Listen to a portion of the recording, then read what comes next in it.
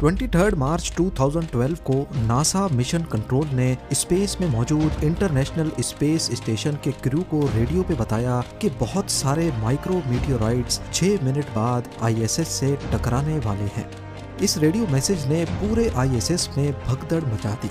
Astronauts के पास इतना कम वक्त था कि वो इस दौरान स्पेस स्टेशन की डायरेक्शन भी नहीं बदल सकते थे। पर सवाल ये है कि स्पेस के जिस हिस्से में आईएसएस मौजूद है वहाँ बेशुमार माइक्रो मीटियोराइट्स होते हैं, तो इंटरनेशनल स्पेस स्टेशन यानी आईएसएस इन मीटियोराइट से आखिर बचता कैसे है।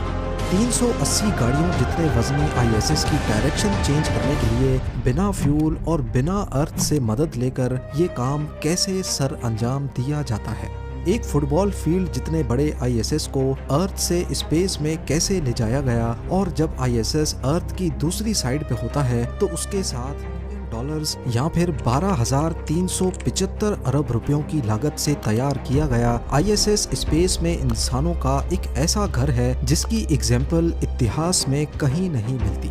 इसको बनाने में अभी तक सैकड़ों हाई टेक पार्ट्स लग चुके हैं। इसमें 16 प्रेशराइज्ड मॉड्यूल्स हैं जिनमें रहने और सोने के लिए अलग अलग मॉड्यूल्स, एक ऑब्जर्वेशन डेक के लिए और 6 साइंस लैब्स के लिए भी अलग अलग मॉड्यूल्स शामिल हैं, जो सारे एयर टाइट टनल के जरिए हुए हैं। इनके साथ साथ आईएसएस में कई स्पॉट्स अभी तक खाली पड़े हुए हैं, कुछ एक्स्ट्रा कैप्सूल्स पार्क करने के लिए, तो कुछ में आईएसएस की लाइफ बोट्स हमेशा के लिए पार्क हैं, ताकि इमरजेंसी की सूरत में अगर कोई मसला होता है तो ये लाइफ बोट्स एस्ट्रोनॉट्स को सेफली अर्थ तक पहुंचा सकें।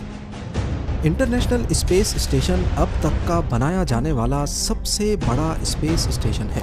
एक फुटबॉल फील्ड जितना बड़ा आईएसएस बेशक जमीन से 400 किलोमीटर दूर है, पर फिर भी इसको जमीन से बाइनोकुलर्स की मदद से देखा जा सकता है। या फिर इसकी साइज का अंदाजा अगर रियल लाइफ ऑब्जेक्ट से लगाना हो तो यूँ समझ लें कि बुर्ज खलीफा का बॉटम या उसकी बेस जितनी फैली हुई है, इंटरनेशनल स्पेस स्टेशन इससे भी बड़ा है।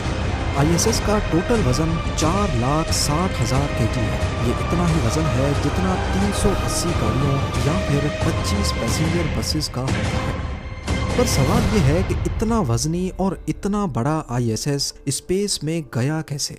आईएसएस की शुरुआत सिर्फ 2 मॉड्यूल से हुई थी और ये दोनों स्पेस में ही एक दूसरे से कनेक्ट किए गए थे। एक मॉड्यूल अमेरिका ने बनाया था तो दूसरा रशिया ने। 1992 में सोवियत यूनियन के टूटने के बाद अमेरिका और रशिया ने आपस में कोलैबोरेट किया और दोनों सुपर पावर्स ने मिलकर स्पेस में इंटरनेशनल स्पेस स्टेशन बनाने का इरादा किया।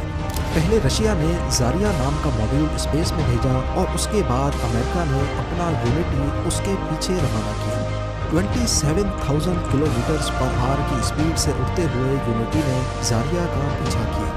20 नवंबर 1998 को सुबह 6:40 पे ये दोनों मॉड्यूल्स जमीन से 400 किलोमीटर ऊपर एक दूसरे से कनेक्ट हुए और यूं जन्म हुआ इंटरनेशनल स्पेस स्टेशन का।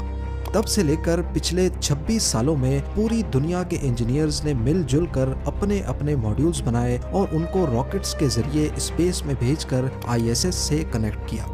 आज इंटरनेशनल स्पेस स्टेशन से यूएस और रशिया के अलावा यूरोपियन और जापानीज मॉड्यूल्स भी जुड़े हुए हैं।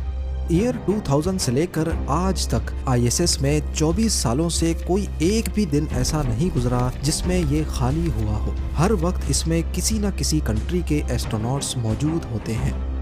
आईएसएस के अंदर एस्ट्रोनॉट्स की ज़रूरियात पूरी करने के लिए वो तमाम फैसिलिटीज़ मौजूद हैं जो किसी भी सुपर स्ट्रक्चर में होनी चाहिए, जिनमें ऑक्सीजन सबसे इम्पोर्टेंट है। एक इंसान खाने के बगैर 3 हफ्तों तक, पानी के बगैर 3 दिनों तक और ऑक्सीजन के बगैर सिर्फ 3 मिनट तक जिंदा रह सकता है।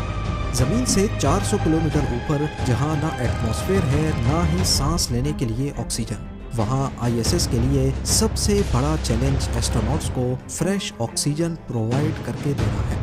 एक एवरेज इंसान को दिन में 15,000 लीटर या फिर 22 केजी ऑक्सीजन चाहिए।